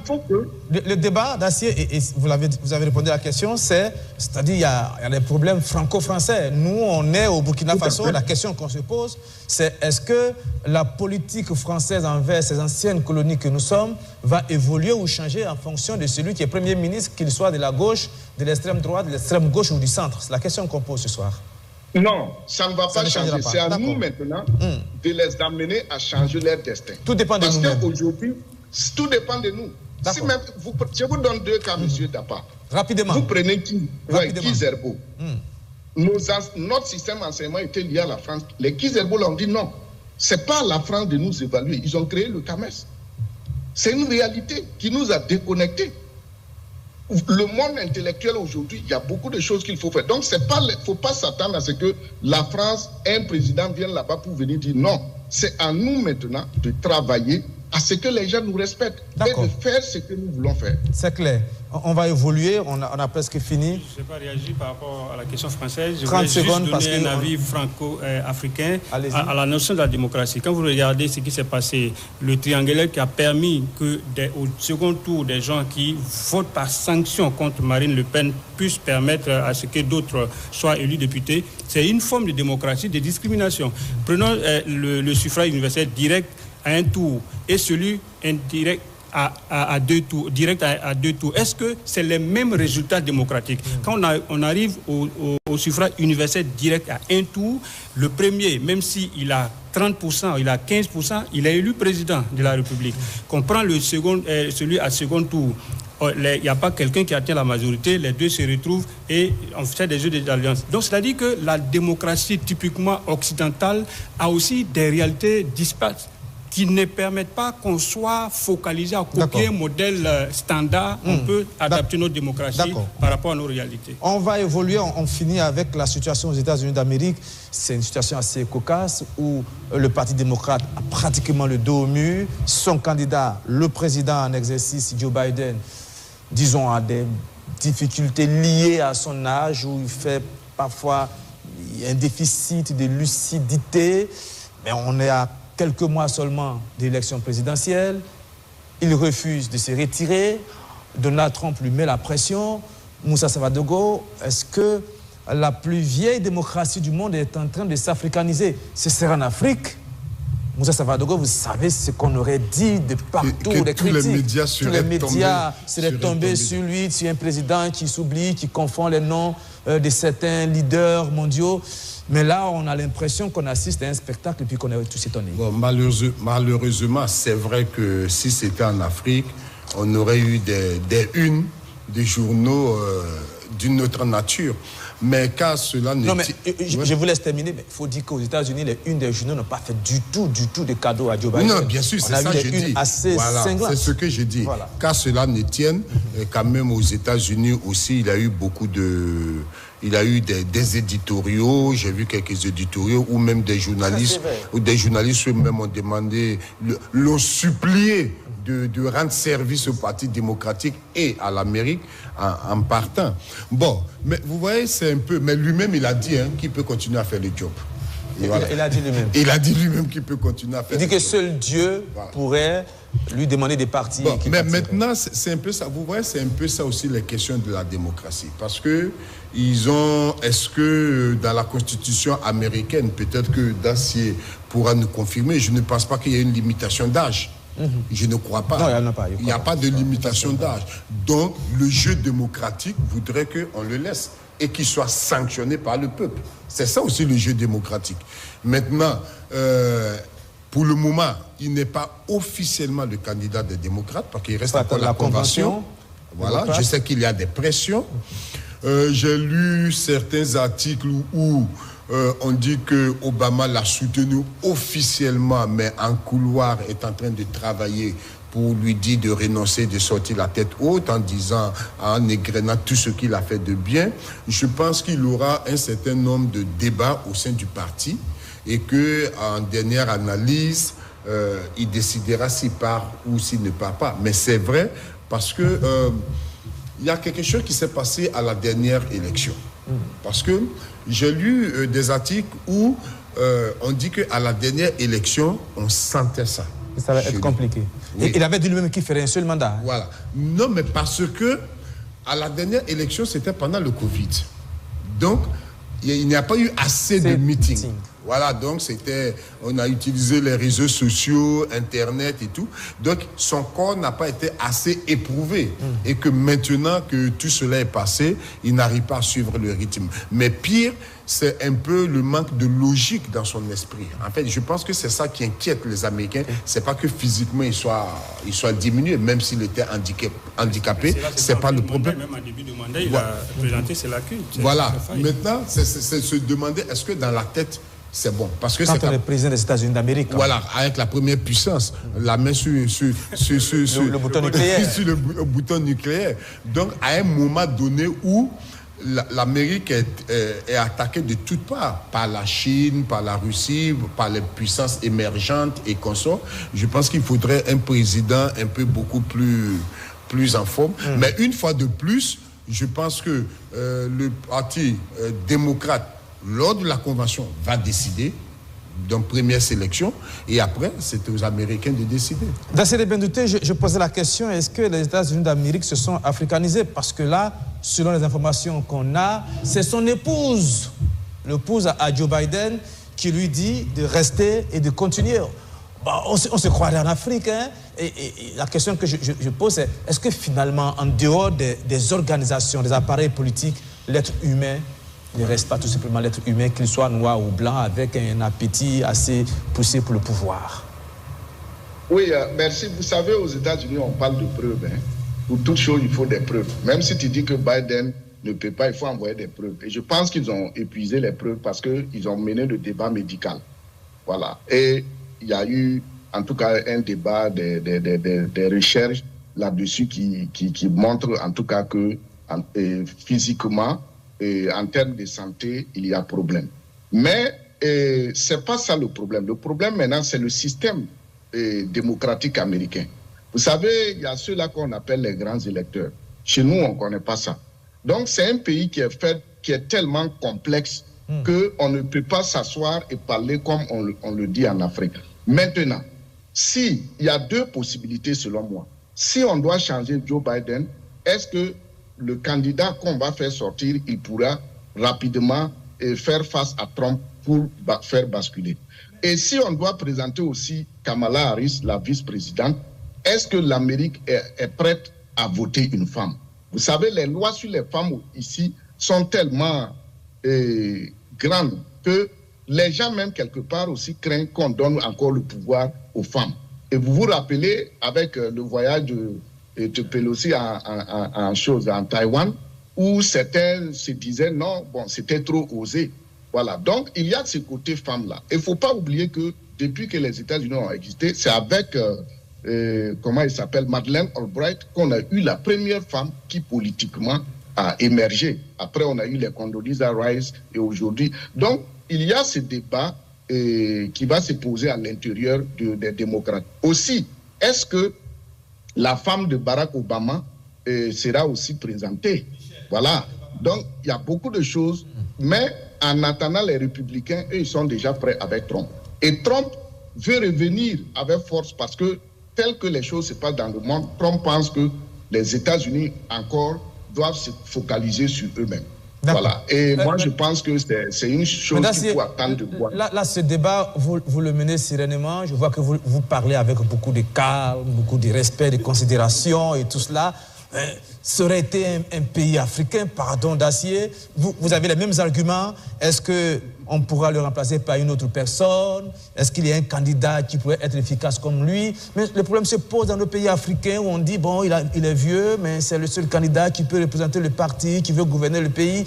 Mais quand il s'agit de l'Afrique, je n'excuse personne, je ne défends personne. Le débat, il est à fleur de peau, les noms d'oiseaux sortent, il est trop vieux, qu'ils partent. Mais quand il s'agit des États-Unis d'Amérique, on dit non, vous savez, peut-être qu'il n'y a pas de candidat. Enfin, moi, ça me fait sourire tous ces débats-là. Mais les systèmes sont différents, hein. Non, c'est pas que je mène le débat avec des cartes. Parce que ici, comme j'ai dit, c'est des preuves. Oui. Les gens parlent avec des preuves et tout est calculé. Tout à fait. C'est pas comme chez nous. Ces discours qu'on a sur l'Afrique, là, c'est ce que je disais tout de suite. Qui produit ces discours? C'est nous-mêmes. Absolument. Tout de suite, je défendais avec force qui nous a dit de mettre dans notre transition. Donc voilà, aux États-Unis, les choses sont là, tout est clair et c'est l'ordre. Voilà ce qu'on va faire. Mais la question d'âge, c'est pas l'âge qui compte chez eux ici. C'est une question de test, de règlement. Voilà. C'est pas parce que vous voyez même, depuis qu'il a commencé à tomber, certains disaient non, il faut qu'il parte. Mais dans les tests et dans leur organisation, c'est pas prévu que non, un président se lève comme ça. Non, je vous chahute d'Assez de Bendouté. Voilà. Je vous chahute. Vous voyez par exemple ce qui est arrivé avec Truman et Roosevelt. Avec le New Deal, on lui a donné 3 mandats. Ça n'a pas suscité de débat. Vous avez vu avec Angela Merkel, elle a fait combien de mandats? Mais eux, ils ont des discours qui tiennent. Mais chez nous, c'est nous-mêmes qui contribuons à produire ces mauvais trucs-là chez nous. Et finalement, les autres reprennent. Ou bien les gens fabriquent des choses, on nous donne et nous, on répète. Ici, là, les gens sont là. Les élections, ce n'est pas le problème des citoyens. Chacun sort, il va travailler, il revient parce qu'il sait qu'il y a un ordre. Voilà. C'est comme ça. C'est compris. Et je le disais à Moussa Savadogo, cela ne signifie pas que Joe Biden n'est pas critiqué aux États-Unis. La presse est très sévère. Il y a même un quotidien qui a mis à la une un défibrillateur comme une. Et c'est un peu méchant quand même. Comme illustration, c'est très méchant. Mais bon, c'est la démocratie, c'est comme ça. Ils sont très durs avec Joe Biden aussi. On verra la suite, ce que ça va donner. Kone Issa. Rapidement, sur cette affaire de Joe Biden. Ok, bon, c'est étrange, mais moi, je vais aussi sur le cas du président Roosevelt. Tout le monde savait que Roosevelt était atteint de poliomyélite. Tout à fait.